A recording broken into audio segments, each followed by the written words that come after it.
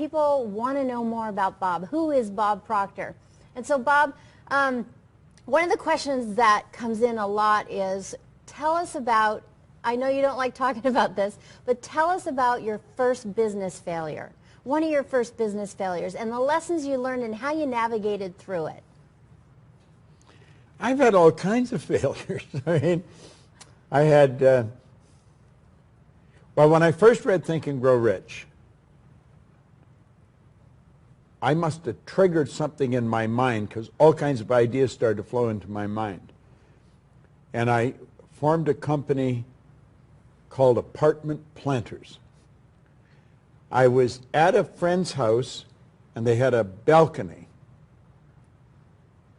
in their apartment. And I was sitting out in the balcony and they had a cocoa mat and they had a lawn chair. And I'm sitting out there, and apartment buildings were fairly new. This is in 1961. And I thought, you know, there's a garden missing here. There's no flowers. And I could see in my mind a box hanging on the railing of the balcony with flowers in it.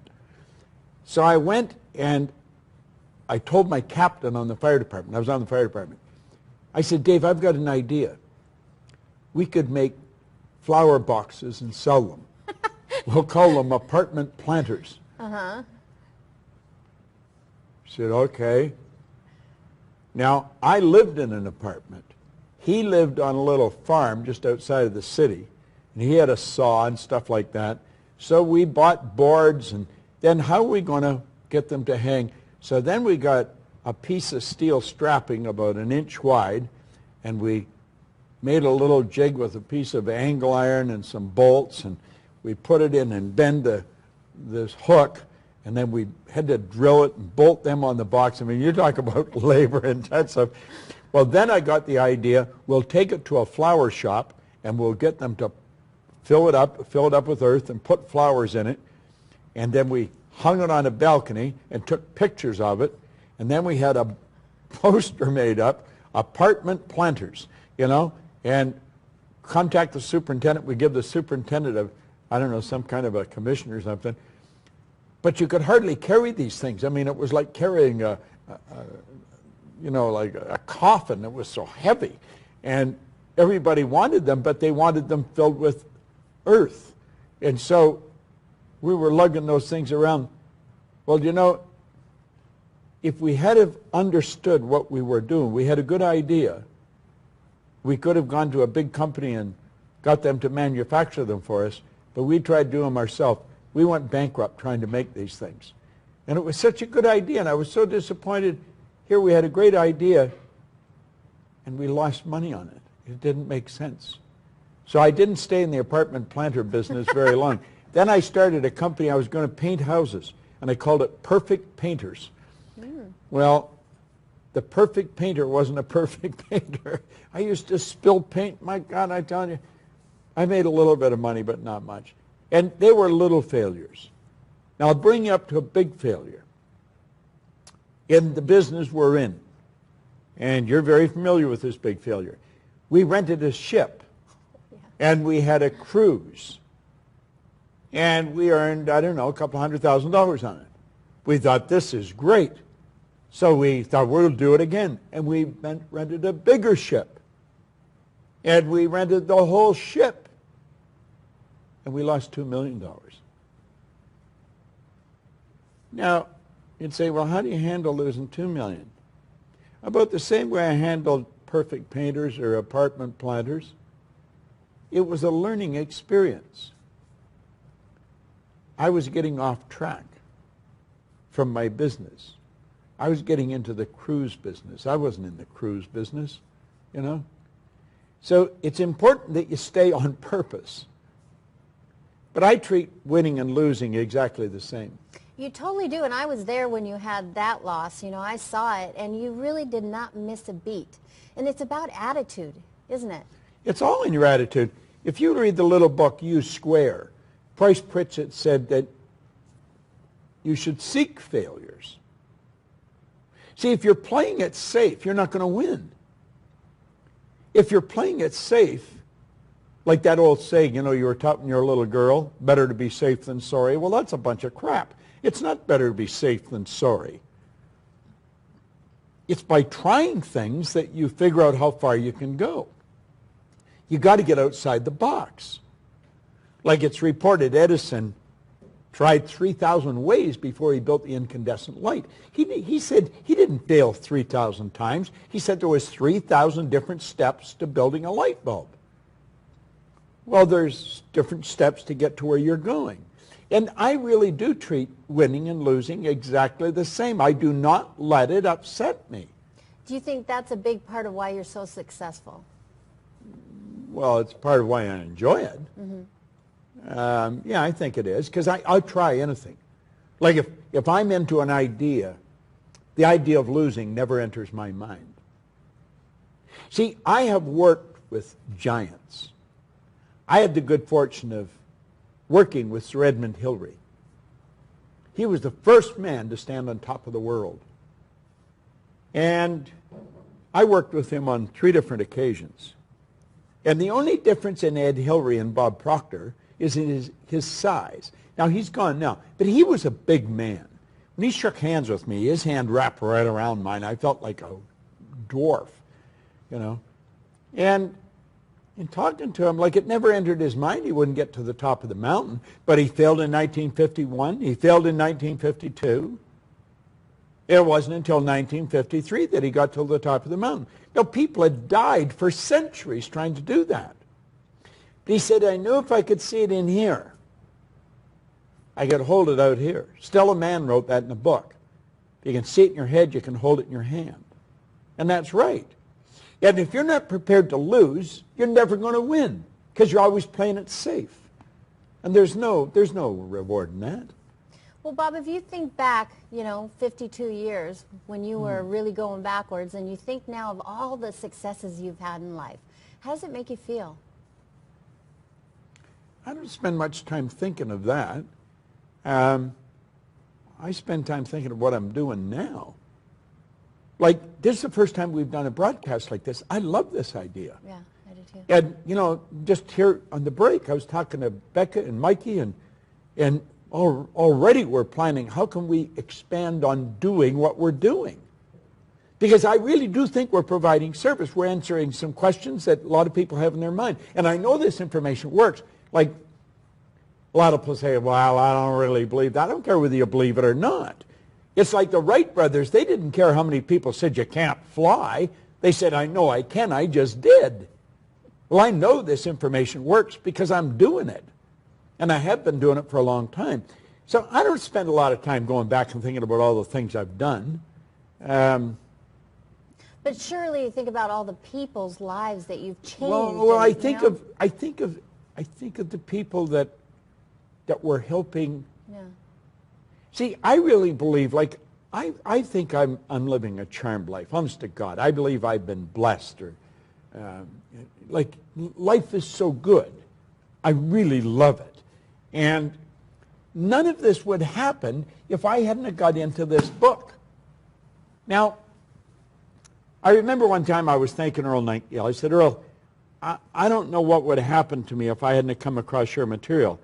He said, if you hadn't got it here, you'd have got it somewhere else. I didn't understand that at the time, but he was right. See, when you're ready, the information will be here. And the information has made such an enormous difference in my life. I got to share something with you. I intended to bring this with me, and I neglected it. I left it on my desk. I was 79 on July the 5th. And I went out for dinner with Linda, with my wife, and with Helen and John, my sister and her husband, and with Pixie, Linda's sister, and Randy and Gina. And we were sitting there, and we hardly had been sitting down, and Helen said, my sister, why don't you open your presents? I thought, well, okay, if you want me to. I mean, I usually, if you're going to do that, that's usually done after dinner or something. But she had something special she wanted to give to me. Now, my sister's a couple of years older than me, which would make her 81. And she's going like a rocket every day. A very big business she and her husband have. My brother is a couple of years younger than me, and he's one of the top insurance agents in the United States in Southern California. And the two of them were in Florida last year. They were down there playing golf. My sister has her place down there. And she and her husband were down there, and Al and his wife, Bev, were over. And they got talking about when I first picked up this book. My brother-in-law worked at IBM. And back in the late 50s, early 60s, if you had a job at IBM, you were safe for the rest of your life. That was a great place to work, and not an easy place to get a job. My brother was very successful as an insurance adjuster. They were both fairly young, but they had been there for quite some time. I was on the fire department, and I was quitting the fire department to clean offices. I think there was 14,000 people applied. No, there was 21,000 applied to get on the fire department. They were hiring 14 when I got on the job. Best job I had ever had. And I was quitting to clean offices. Everybody thought I was out of my mind. My brother, my sister, my brother-in-law. But I was reading this book. And you see, I didn't just start to clean offices. I had a vision of business everywhere in the world. Meanwhile, all I had was a used floor machine and some buckets and mops, and I was working. It really got moving, and they came and asked me for a job. And I'm thinking, you don't want to do this. You're quitting that good job? See, I always looked up to them in their jobs. Well, yeah, they quit. And my sister had a little girl. And they were studying this at home. And the little girl got studying it. That little girl today is a Supreme Court judge in Canada. Then their son come along. He runs their business. They have a multi-million-dollar business. My brother, top insurance agent, so his kids and their kids are all very successful in California. And they gave me a plaque. It was a plaque. That's what she gave me at dinner. And it was Bob Proctor, 79th birthday, happy birthday. And then the wording on it was really nice. They said, if it hadn't been for that ridiculous move that I made when I picked up this book 52 years ago, they or their children wouldn't be living the wonderful life that they're living. Most people just dream of this kind of a life. They're living it. I get emotional thinking about this, and I'm reading this, and they decided last winter in Florida that they should do this. And one of them suggested, well, maybe we should do it for his 80th. No, they should better do it now. I think I was going to die. And so anyway, I was pretty moved by this. And I phoned my brother from the restaurant right there in Southern California. And he said, well, you know, yesterday was the 4th of July. And he said, big family reunion here. He's lived down there for 40 years. And he said, I read to them what was on this plaque that Helen and I gave to you. And I told them that none of them would be enjoying the life they're enjoying today if you hadn't made that move when you picked up this book. So when I think of the people that I've helped, it's impacted our entire family.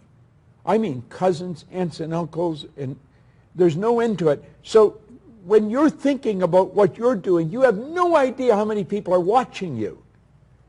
And when you start studying this, your life is going to change. Because it's just the truth about who you are. No one can even guess at what you're capable of doing. And you've got to step out. You've got to have courage. And, you know, Sandy's here. She's the president and chief executive officer of her company. Now, she's a partner in the company. She owns half the company. But when she came to this seminar, she was a very successful banking attorney. Her dad's a banking attorney. She would help people buy and sell banks, merge banks, turn them public. And she was quitting. She had been one of the most successful banking attorneys in the country for 20 years. And she said, I think I'll close my practice and do this. And I'm saying, go for it. Now you can imagine what her dad was saying. Oh my God, you're crazy, Sandra. You know. But when you make a change and you start to live from the center of your being, and you start to understand the truth about who you are, and that's where all this information leads. You're not the only one that changes.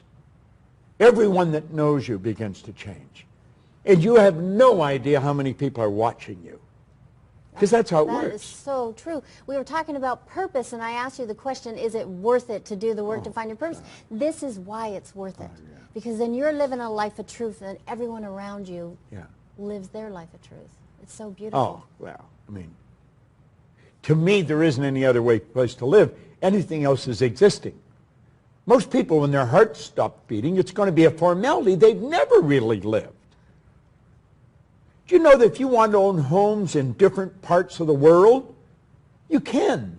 Want to own a home in Europe and one in America or one in Australia and one in Europe? You can. Do you just want to live in a different country? You can. I've lived in Malaysia. I love living in Malaysia. I love Malaysia. I've lived in California, in Atlanta, in London, England, in Toronto. Go live where you want. Life is short, and it should be thoroughly enjoyed. And don't worry about losing. You're going to lose. But you're going to get up and you're going to win again. Losing is a part of winning.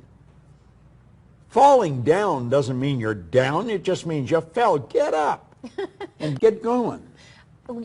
At that first seminar where I saw you in 2006, you said that. You said for most people, when their heart stops beating, it's a mere formality. And then you quoted Bill Gove when he said, if I want to be free, I got to be me.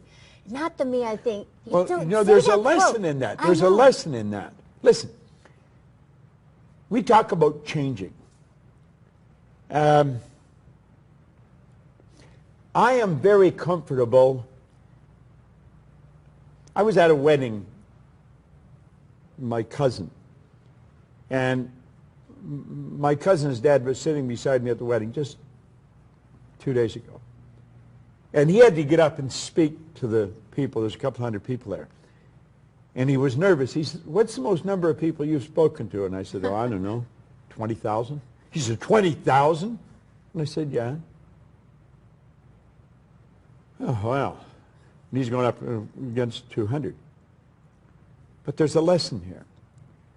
I had used this to help the cleaners build businesses.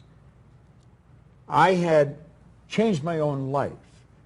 I'd gone from being poor to wealthy, from unhappy to be happy. And I didn't know what I had done. So I decided I would figure out how did I change? It took me 9 years. I've already mentioned that.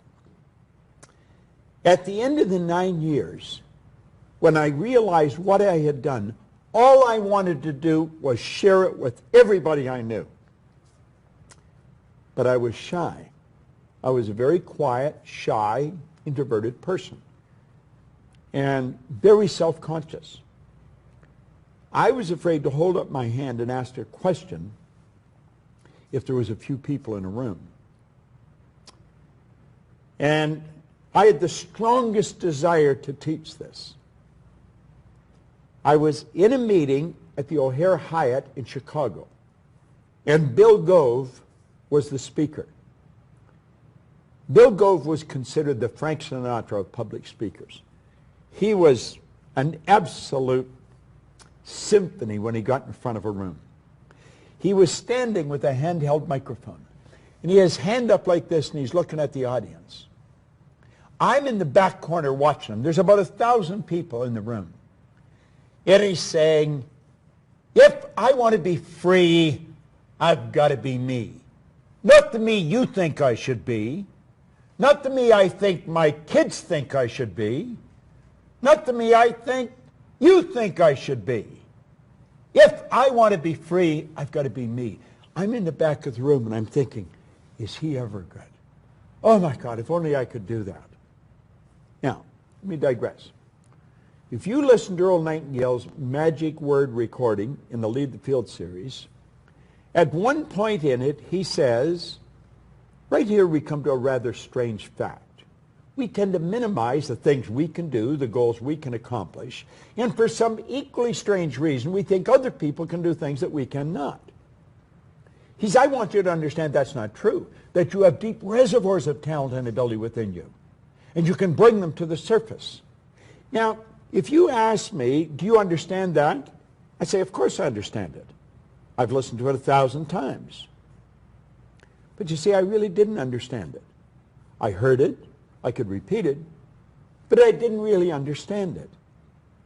I'm standing in the back of the room, and I'm watching Bill Gove, and I'm thinking, he's so good. If only I could do that. And just at that point, like that, a record started playing in my head. Hello, this is Earl Nightingale. I'd like to tell you about the magic word. Now, right here, we come to a rather strange fact. And I thought, that's what he means by that. If Gove can do it, I can do it. And I made up my mind, this is the quiet, shy person standing in the back of the room. I didn't become gregarious all of a sudden. I thought, I'm going to learn to do what he's doing, and I'm going to get him to teach me. Bill Gove became a mentor of mine. Now, I don't speak like Bill Gove spoke, but he taught me to be comfortable in any situation, in front of any audience. The last time Bill Gove spoke, he spoke for me in my company. We were down, I think, around Marco Island, and we video recorded. We had multiple cameras. We were shooting his speech. That was in October. If he had lived till January, he would have been 90. He died in early December. Just weeks after he spoke. And after he passed, I thought, wow, that video that we've got is really worth something. And then I thought of him, and I thought of his partner, and I thought of Ada, his wife. And I phoned Steve Siebold and Ada, and I said, we've got something very valuable in this company, and we'd like you to have it. So we gave them the masters of that video. He did so much for me that there's no way we could have recorded or repaid him for what he did. You know, Bob, that is so much who you are. You are truly the most generous person I've ever known in my life. I mean, that's just who you are. And I cannot imagine you as a shy person, but that speaks to the powerfulness of what we do. Well, you see, what you're seeing is what you're getting now. Yeah. But if you talk to various members of my family, they can't get over how much I've changed. Yeah. Because they remember the shy person. The generous part is a matter of understanding the law. You cannot give too much. Most of us are not trained to give. We're trained to trade. I'll do this for you, and I'll do this for you, and I'll do this for you. And then I have another opportunity to do something. I think, well, I'm not doing any more for her. She never does anything for me. So do you see, I wasn't giving, I was trading, and I started to think it was a bad trade. Giving is let go of completely, abandon. And if you understand, like Ralph Waldo Emerson said, the law of cause and effect is the law of laws. The law is God's modus operandi. It's how the whole universe operates. Well, he said the law of cause and effect is the law of laws. Law of cause and effect says whatever you put out comes back. In fact, it comes back simultaneously with you putting it out. Because as the energy flows into your consciousness, when you think, you send the energy off into the universe, but your brain takes on an equal amount of like energy. Because if you build a positive idea and you send that energy out, your brain will take on an equal amount of like energy. Nature abhors a vacuum. Don't leave it and then there's a space. The giving and the receiving are one and the same.